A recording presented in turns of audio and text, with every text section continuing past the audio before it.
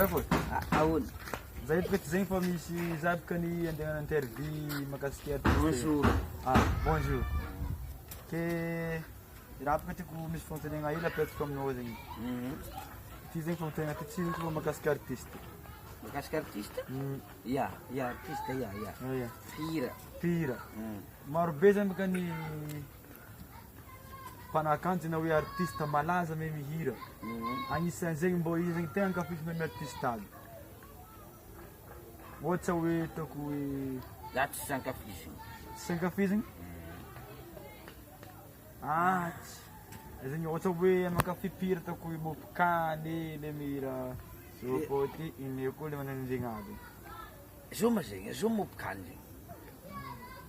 Mopikany le anao tompiny. Za zegny tsy haiko zegny, zegny ma zegny tsy haiko zegny. Pira ma zegny? Pira zegny. Zegny tsy haiko. Ary tsy mba hainao ka zegny ataoko hoe tsisy artiste ankafizinao na regny ringa taxi igny ohatra. Zao ka mingia taxi, karazana biby iny koa mingia taxi. Zegny tsy haiko zegny. Tegna tsy haiko, za ka artiste zegny, za tsy mahay. Anao zegny tsisy artiste ankafiziny feky? Chris Brondi. Za mankafy ery likidimo. Zegny olo avy aminay agny likidimo igny fampasagna agny. Ary ataoko hoe i Nataly tsy ankafizinao feky? I Nataly Paris zegny ma tsy boky kakandraha raiky le magnano wow, saotisaoty.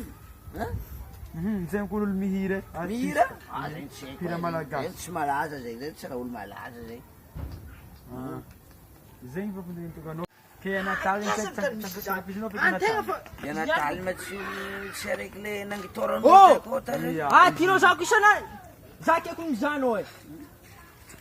Allo. Zay koa mbola misy raha mitaniko ingaty zay. Koragna ino ka? Interview zay. Interview Misy nini? raha mitaniko ingaty eo makasika artiste. Ino ma raha enzy zika ako lefa ke? Raha digna atao bom efana fô izy ke. Tsisy raha. Tsy mitantaniko.